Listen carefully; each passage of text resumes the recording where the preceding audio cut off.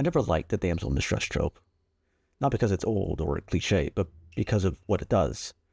Too often it turns women into tools for male development. Someone to be saved, someone to motivate the hero, someone whose suffering only matters because it pushes a man forward. But the Legend of Zelda Breath of the Wild and Tears of the Kingdom do something different. They don't tell a story about saving Zelda. They tell a story about finishing her plan. Traditionally, the damsel in distress trope places women in passive roles. They're kidnapped, sealed away, cursed, or put to sleep, waiting for the hero to arrive and restore the world to how it was before. Their role in the story isn't to act, it's to be acted upon. And once they're rescued, the story usually ends. The woman is the reward, the man gets growth, validation, or closure. That's why I've always been uncomfortable with the trope. It frames women as narrative goals rather than narrative agents. What makes Breath of the Wild and Tears of the Kingdom interesting is that Zelda doesn't fit that role at all. She isn't passive, she isn't waiting, and she isn't a prize. Instead, these games reframe the entire dynamic by making this Zelda story and positioning Link not as the author of change, but as the vessel through which her plan succeeds. Now, before going any further, I want to preface that Breath of the Wild, Tears of the Kingdom, and the original Legend of Zelda games are the only ones that I have played. So keep that in mind when I'm talking about this. In Breath of the Wild, the story doesn't begin when Link wakes up. It already happened.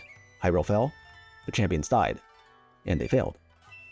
And Zelda, after all this has happened, made a choice. She seals Calamity Ganon away using her own power. That's not being passive. That's showing endurance. What's important here is how the game tells its story. Through memories, we're not watching Link grow, we're watching Zelda grow. We see her insecurity, her resentment, her pressure, and eventually, her resolve. Link, meanwhile, is intentionally quiet. He has no internal monologue, no voiced emotional arc. He exists largely as a vessel for the player and for Zelda's plan. By the time Link wakes up, Zelda's already done the hardest part. She didn't wait to be rescued, she bought time. So when Link finally confronts Ganon, he isn't saving Zelda, he's relieving her. Now, Tears of the Kingdom takes this idea even further. This time, Zelda doesn't just endure, she chooses to disappear. Her journey through time isn't framed as a punishment or a failure, it's strategy.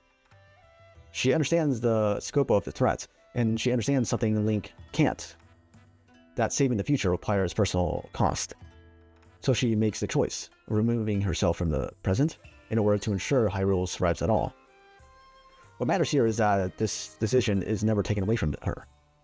Link doesn't talk her into it, the story doesn't override her agency, and the game never frames her as helpless. Instead, Link spends the game following the path she's already laid out, discovering the echoes of her actions across time. Once again, he isn't the planner, he's the executor.